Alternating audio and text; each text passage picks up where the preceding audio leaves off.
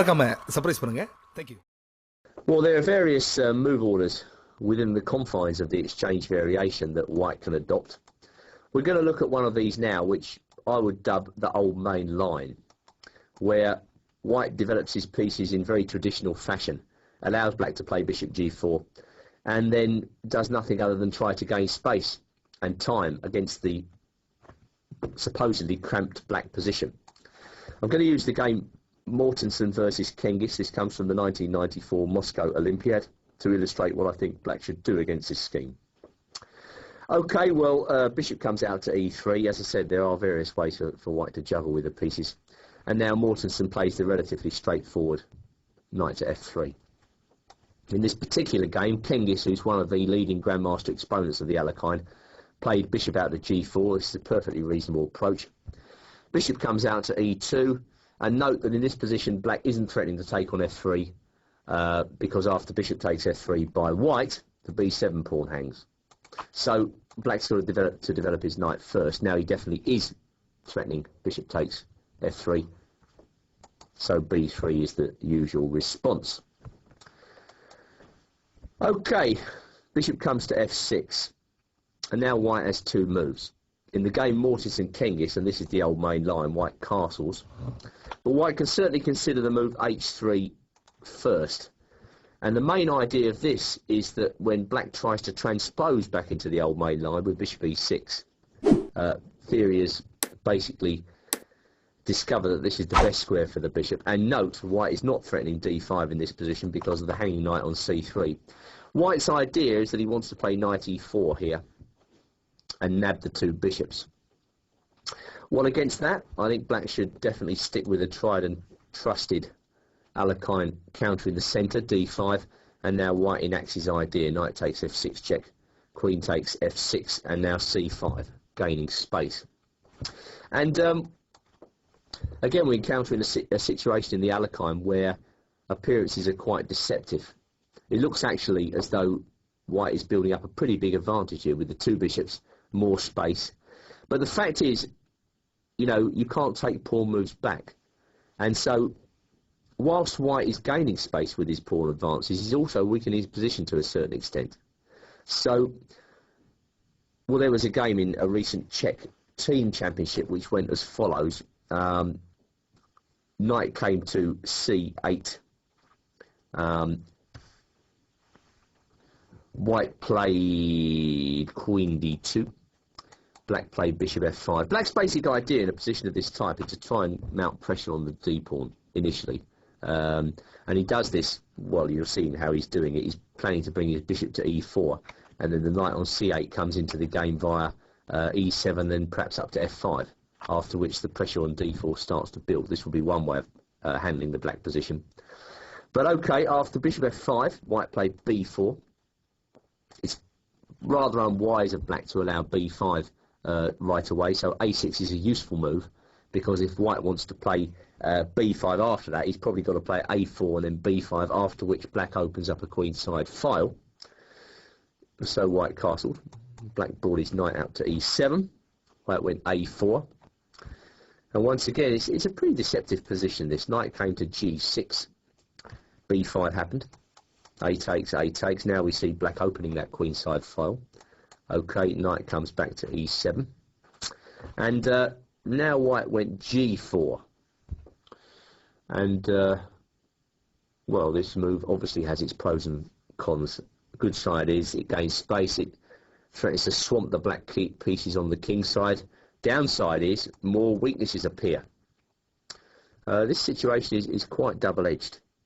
And now white played rook e1. Okay, so what is white trying to do? He is definitely trying to expose the position of the black queen, with the help of the move bishop to g5.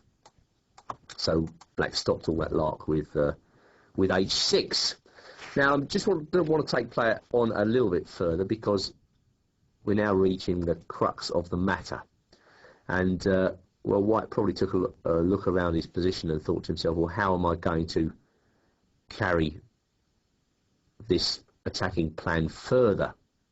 Because black's got a perfectly legitimate plan here of perhaps even doubling rooks on the a file. So white's got to do something. In the game, white tried knight to e5. Tricky move. Knight takes on e5. D takes on e5. Queen h4.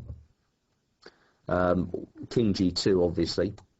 And now black started the fight back with the counter-punching move c6. Okay, f4 was played. Knight came to g6, restraining the advance of the white pawns.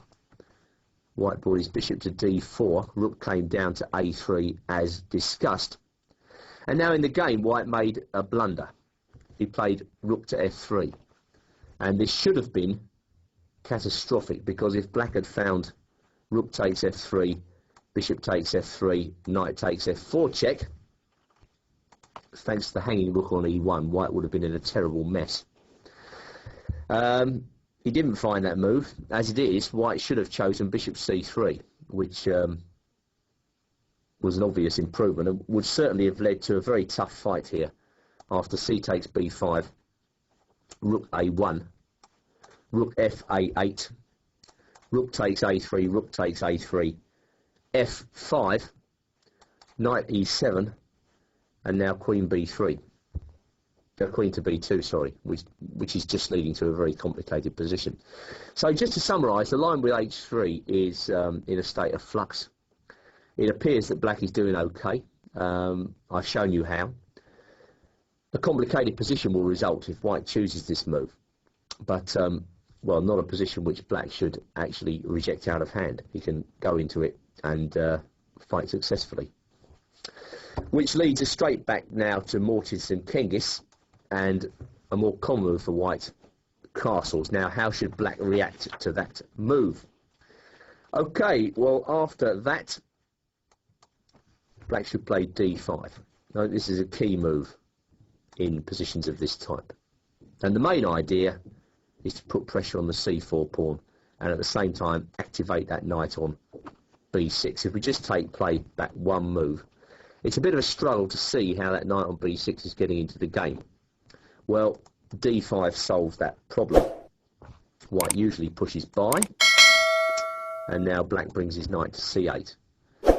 With the same type of idea as we've already discussed, black is looking to put pressure on this pawn, and so the knight would naturally think about coming back into the game via e7 and then up to f5. Alright, h3 in the game Mortensen-Kengis, and now the bishop comes back to e6, keeping out of the way of a possible advance of the white kingside pawns, and also making room for this knight to come to f5. Okay, queen d2. We're following a long theoretical line here, and now Kengis played knight to e7. Okay, g4. Again, following traditional recommendations, Mortensen is keeping that knight out of f5. He's also threatening g5, winning the bishop on f6. But black can play g6. It's a good move, creating squares for the bishop. Okay, knight to e1 was played by Mortensen, and now we see white's scheme of play. He wants to start some sort of kingside swamp by playing f4. Black has to be really accurate against this plan, by the way. Going back, what else could white play? Well, white has been seen playing moves like b4. In my estimation, this is not the best move. I think black can actually take this pawn.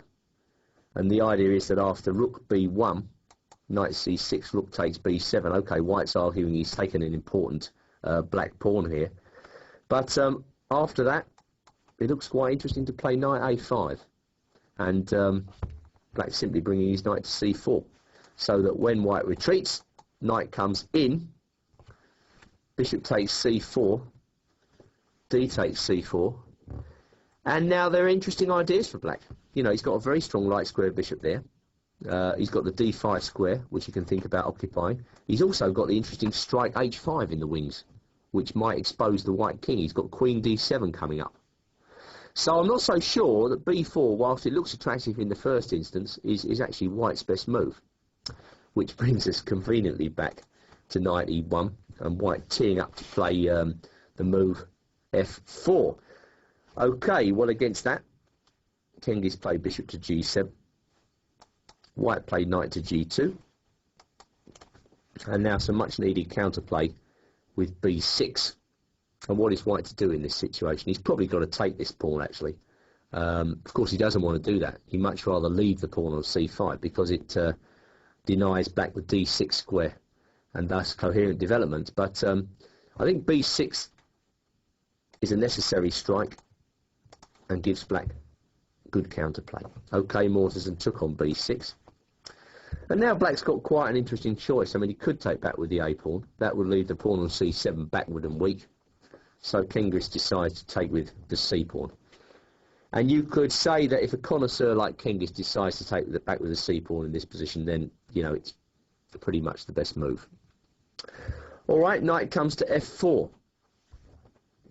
Mortensen dispenses with the idea of f4. So queen comes up to d6. Rook a c1.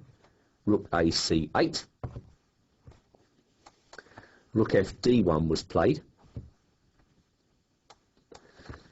And now an interesting move, knight to b8. I wonder whether this knight is en route to d7, maybe to f6, and then to e4. But it's got to be a little bit careful in this position due to the idea of knight b5, which actually Mortensen played immediately. But queen d7 was a comfortable response. Okay, Mortensen took on c8. Black took back with the rook. Rook c1 was played. Rook takes c1 check. Queen takes c1. Knight comes up to c6. Queen to d2. And here the two players agree to draw, which pretty much sums up the theoretical status of this variation. You know, Black is doing okay. He has to be accurate. But as long as he organises his pieces in this particular manner, he should be okay. It's very difficult for White to actually make any further progress here. Black has a solid game and counter-punching chances. The move g4 is a double-edged sword from White's point of view. It kind of helps him in some ways, it restricts him in others, because he's got the permanent liability of a weakened king to worry about if he gets too aggressive. So, summarising, a draw is a fair result.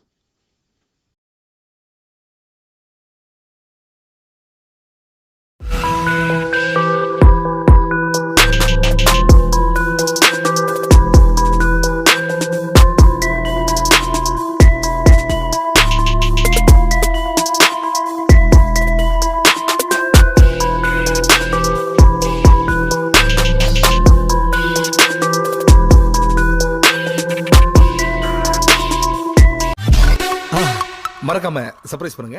Thank you.